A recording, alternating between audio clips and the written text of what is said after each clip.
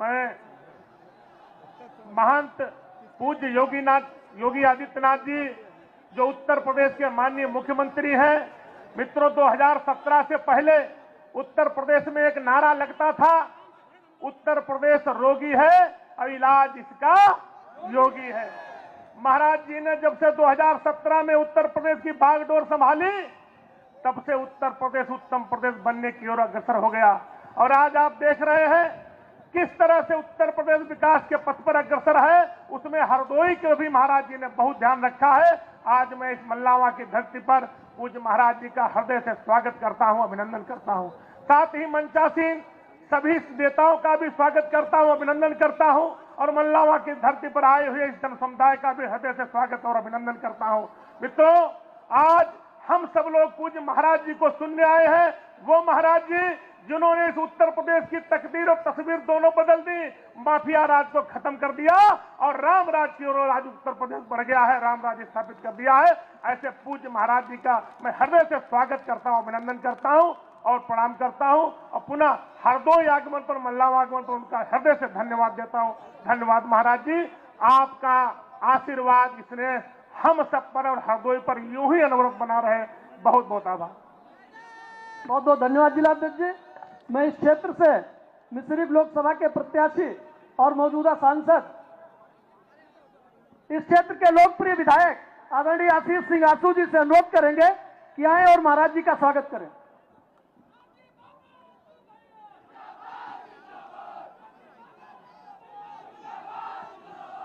आज बाबा सुनासिरनाथ की धरती पर उत्तर प्रदेश के यशस्वी मुख्यमंत्री एवं गोरक्ष पीठाधीश्वर पूज्य योगी आदित्यनाथ जी महाराज का हार्दिक वंदन अभिनंदन करते हैं। और आपका स्नेह और आशीर्वाद हर चुनाव में इस मल्लावा के लोगों को, मल्लावा के जनता को मिलता रहता है, जिसके कारण मल्लावा से भारतीय जनता पार्टी विगत 3 चुनावों से भारी बहुमत से जीतती आ रही है। और जैसा कि हम सब लोग जानते हैं कि खास तौर पर इस मल्लावा के ऊपर महाराज जी की बहुत बड़ी कृपा है। और हम सब लोगों और नौजवानों को आप ये कहते रहते हैं कि देखनी अगर लालिमा हो तो भोर को जगना होगा, आओ तुझे बारूद बना दूं, कल पत्थरों से लड़ना होगा। ऐसे पूज्य महाराज जी का इस मल्लावा की धरती पर, इस मल्लावा के बाबा सुनासिरनाथ और बाबा मनसानाथ की धरती पर स्वागत करते हैं, अभिनंदन करते हैं और आशा करते हैं कि जिस तरह से विगत 7 वर्षों से हमारे ऊपर और मल्लावा के क्षेत्र के विकास के लिए आपका आशीर्वाद, आपका स्नेह टपकता रहता है हम सब लोगों के ऊपर, ऐसे ही आगे भी हम सबको आपका आशीर्वाद मिलता रहेगा। और आपको इस मल्लावा के तरफ से हम भरोसा दिलाते हैं पूज्य महाराज जी कि उतरेंगे हम खरे सदा, हर एक कसौटी पर ही पांचजन्य का काम करेगा। आज हमारा स्वर ही युग का वेद व्यास करेगा, अपनी कार्य समीक्षा, हम कंचन हैं कांच नहीं, ले लो अग्नि परीक्षा। बहुत बहुत धन्यवाद। एक बार जोर से बोलेंगे, योगी आदित्यनाथ, योगी आदित्यनाथ, योगी आदित्यनाथ, भारतीय जनता पार्टी, नरेंद्र मोदी जी, नरेंद्र मोदी। बहुत बहुत धन्यवाद माननीय पूज्य। बहुत बहुत धन्यवाद आदरणीय विधायक जी। मैं इस क्षेत्र से लोकप्रिय प्रत्याशी मिश्रिख लोकसभा के सांसद आदरणीय अशोक रावत जी से अनुरोध करता हूं, आए और हम सबको मार्गदर्शन करें। आज मिश्रिख लोकसभा के इस मल्लावा विधानसभा में हो रही चुनावी जनसभा में मंच पर मंचासीन मुख्य अतिथि उत्तर प्रदेश के मुख्यमंत्री आदरणीय यशस्वी आदरणीय योगी आदित्यनाथ जी, साथ ही में मंच पर विराजमान हमारे जिले के अध्यक्ष आदरणीय बब्बन भैया, आदरणीय हमारे विधायक आशू जी, यहाँ उपस्थित मंच पर सभी हमारे हरदोई जनपद के विधायक, मंत्री, मंचासीन सभी सम्मानित पदाधिकारीगण, यहाँ उपस्थित पत्रकार बंधु बड़े बुजुर्गों, माताओं, बहनों का चरण स्पर्श करता हूं। नौजवान साथियों का हृदय से वंदन, अभिनंदन करता हूं। साथियों, आप सबका आशीर्वाद पूर्व में भी मुझे मिलता रहा है। आज पुनः आपके बीच में उपस्थित हुआ हूं आप सबसे आशीर्वाद की कामना करने। आज 13 मई को यहां मतदान होना है। आप सबसे कामना करता हूं, आप सबसे आशा करता हूं कि आप सब लोग अपना आशीर्वाद मुझे प्रदान करेंगे और आने वाली 13 तारीख को यहां से जम करके मतदान करके अपना आशीर्वाद दे करके पुनः मुझे लोकसभा भेजने का काम करेंगे। और साथ ही इस देश के प्रधानमंत्री, माननीय यशस्वी प्रधानमंत्री मोदी जी को पुनः प्रधानमंत्री बनाने का काम करेंगे। साथियों, आप सबसे निवेदन करते हुए एक बार कहना चाहूंगा, मैं कहूंगा एक बार फिर, आप कहेंगे मोदी सरकार, एक बार फिर, एक बार फिर, एक बार फिर, अब की बार, अब की बार, अब की बार। तो साथियों, जो राम को लाए हैं हम उनको लाएंगे और देश में फिर भगवा लहराएंगे। बोले भारत माता की, भारत माता की, सियावर रामचंद्र की।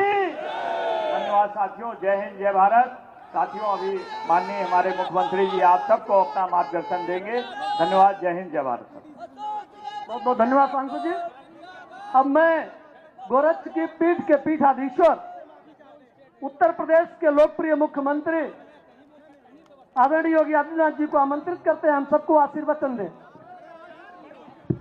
योगी आदित्यनाथ जिंदाबाद, योगी आदित्यनाथ जिंदाबाद, जिंदाबाद, जिंदाबाद। भारत माता की। बहन और भाइयों, मल्लावा की आवाज को इतनी जोर से बोलिए कि लखनऊ और दिल्ली तक आपकी आवाज गूंजे।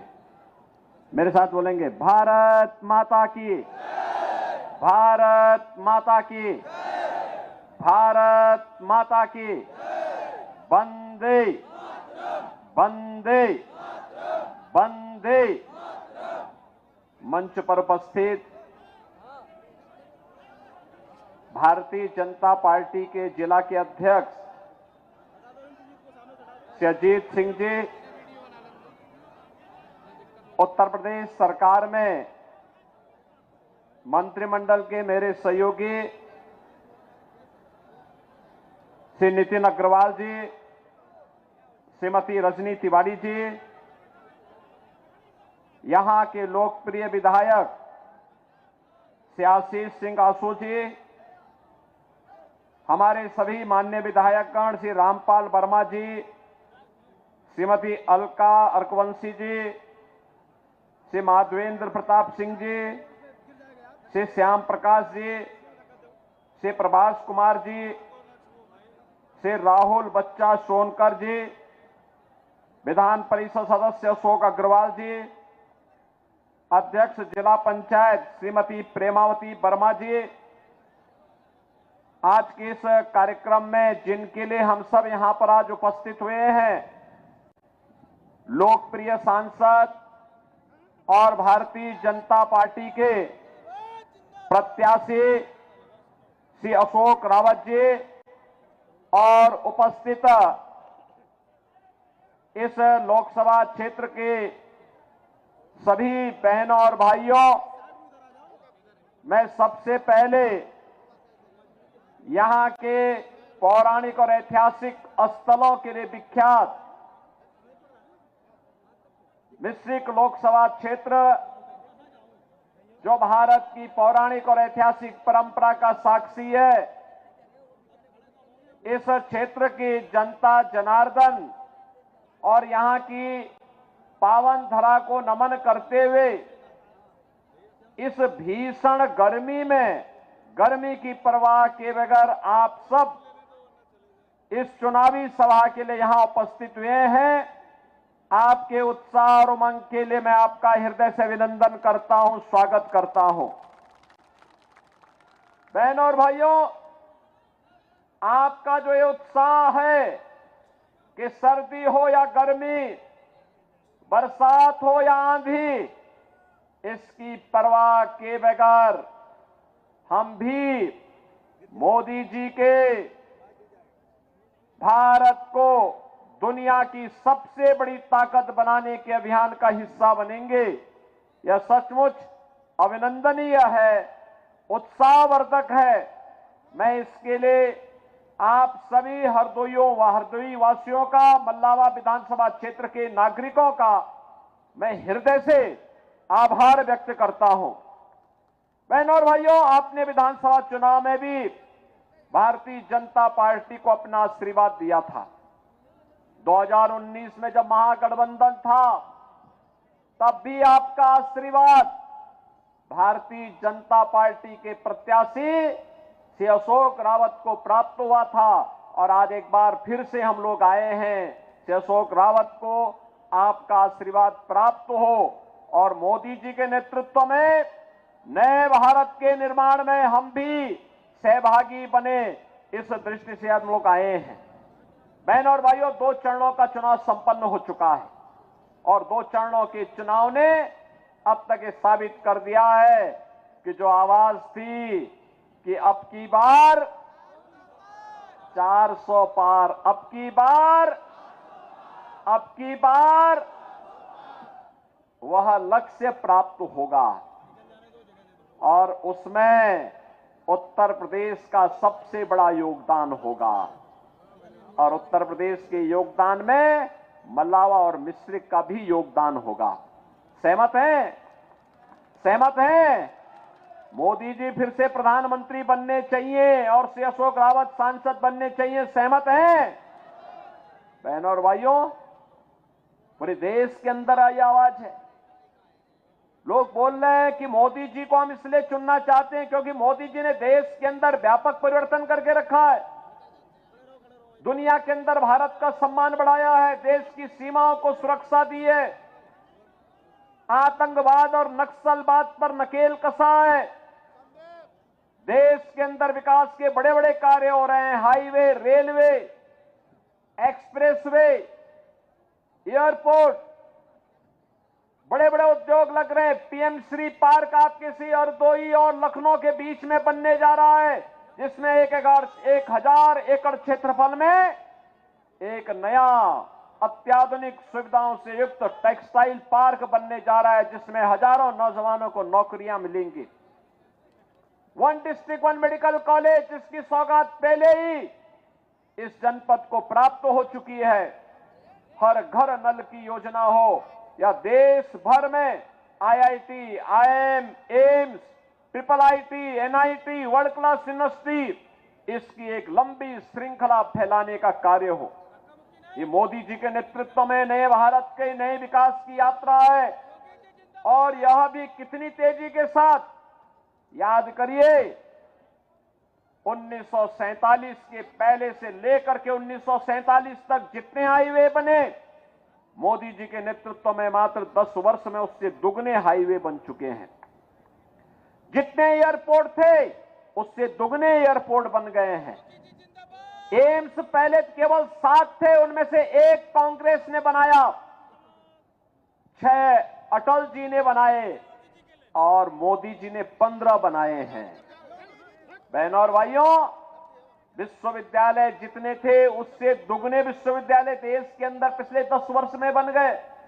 ये विकास की नई गाथा भारत की है और गरीब कल्याणकारी योजनाओं की बात ही क्या करनी है।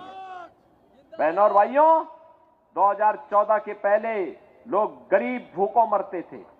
आज देश के अंदर 80 करोड़ लोगों को फ्री में राशन की सुविधा का लाभ प्राप्त हो रहा है। याद करिए, थोड़ा याद करिए, समाजवादी पार्टी के समय में इसी क्षेत्र में और प्रदेश के कई क्षेत्रों में लोग भूख से मरते थे। और तो और आज जो पाकिस्तान का राग अलाप रहे हैं, उनको बोलना चाहिए कि 1947 में पाकिस्तान भारत को तोड़ करके बना था। भारत 80 करोड़ लोगों को फ्री में राशन दे रहा है और पाकिस्तान में 23 से 24 करोड़ की आबादी को 2 जून की रोटी नहीं मिल पा रही हो, भूखों मर रहा है। यह है भारत की प्रगति। बहनों और भाइयों, 60 करोड़ लोगों को 5 लाख रुपए की स्वास्थ्य बीमा का कवर बिना भेदभाव के मिल रहा है। पहले लोग स्वास्थ्य के भाव में मरते थे, अब मेरे पास आंसू या हमारे कोई भी विधायक, कोई भी पदाधिकारी अगर पत्र लिख के भेजता है कि फलाना व्यक्ति बीमार है, आयुष्मान का कार्ड नहीं है, तो हम मोदी जी के द्वारा खोले गए जनधन अकाउंट में सीधे उस गरीब को पैसा भेज के कहते हैं कि भाई अपना उपचार कराओ, चिंता मत करो, आपकी सरकार है, आपका उपचार का खर्चा सरकार उठाएगी। बहन और भाइयों, ये पैसा सीधे अगर गरीब के खाते में पहुंच रहा है इसलिए क्योंकि मोदी जी ने जनधन अकाउंट खोल दिया। 50 करोड़ लोगों को जनधन अकाउंट खोले गए, 12 करोड़ किसानों को किसान सम्मान निधि का लाभ, 12 करोड़ गरीबों के घर में शौचालय। सबसे अधिक शौचालय का निर्माण हरदोई जनपद के अंदर हुआ है, सीतापुर और हरदोई जनपद में। बहन और भाइयों, यही नहीं, 4 करोड़ गरीबों के मकान बन गए। सबसे अधिक प्रधानमंत्री आवास सीतापुर और हरदोई में ही बने हैं। और मोदी जी ने आश्वासन दिया है, जो लोग बच गए उन सभी लोगों को अगले 5 वर्ष में आवास भी मिलेगा और फ्री में रसोई गैस का सिलेंडर भी मिलेगा। बहनों और भाइयों, एक तरफ मोदी जी के नेतृत्व में नया भारत है जिसमें सुरक्षा भी है, सम्मान भी है, जिसमें गरीब कल्याण भी है और जिसमें आपकी आस्था का सम्मान भी है। कोई सोचता था कि अयोध्या में राम मंदिर का निर्माण होगा? कांग्रेस के लोग कहते थे कि राम हुए ही नहीं।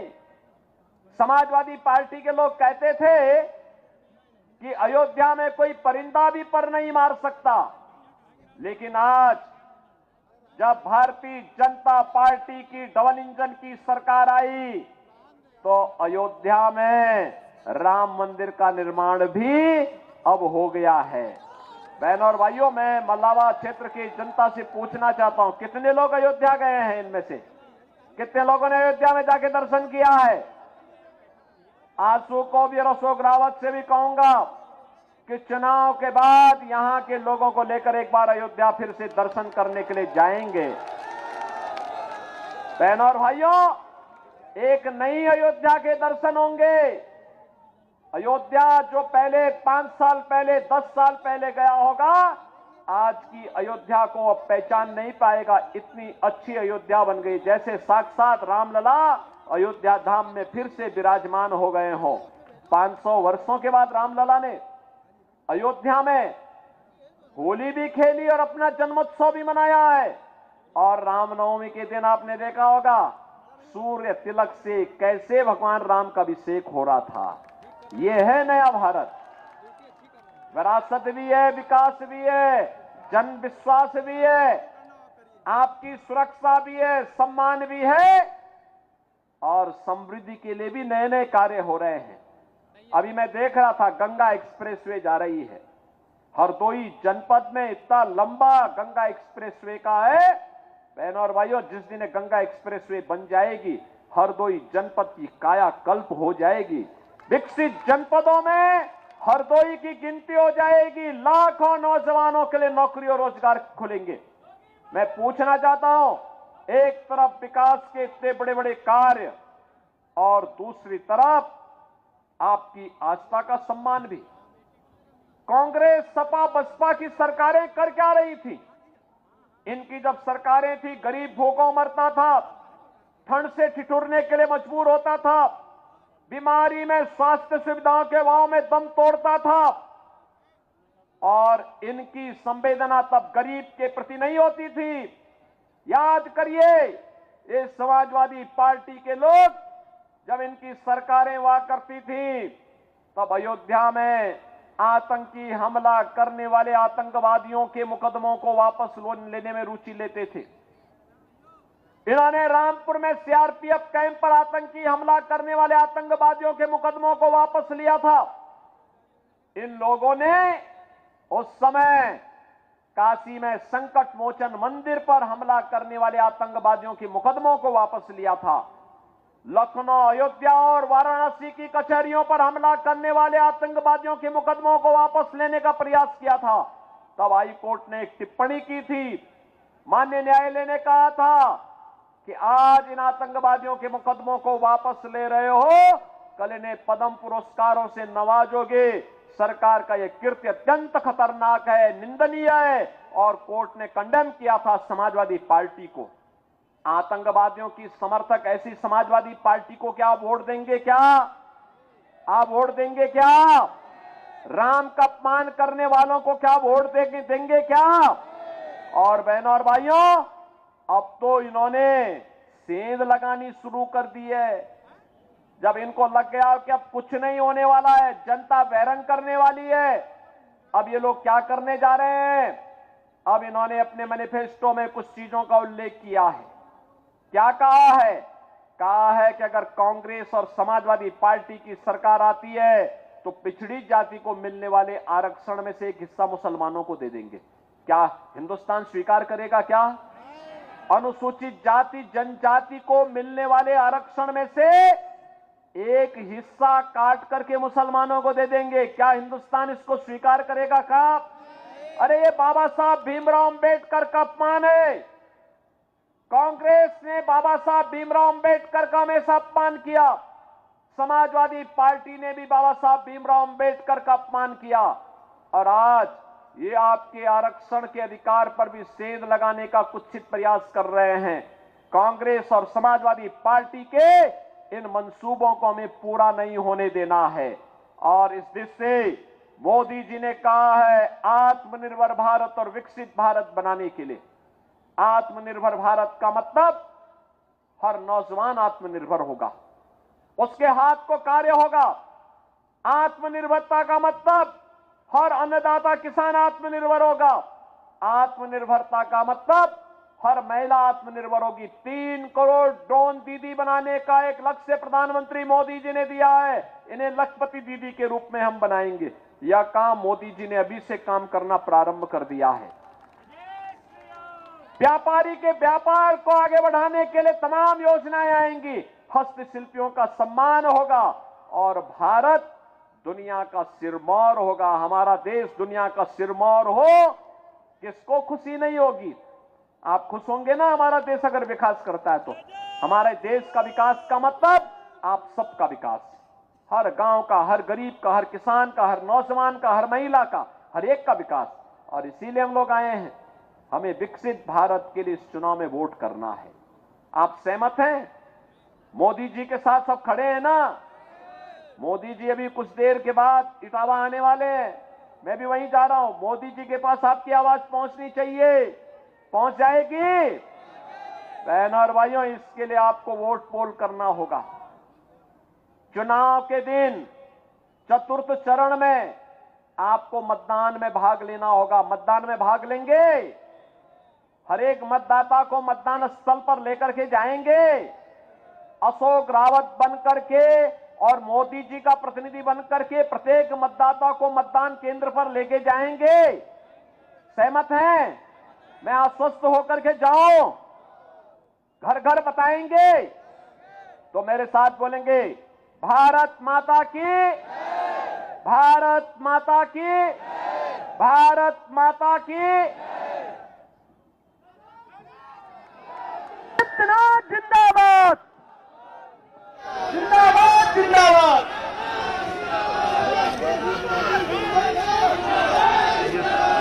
जिंदाबाद भारत माता की।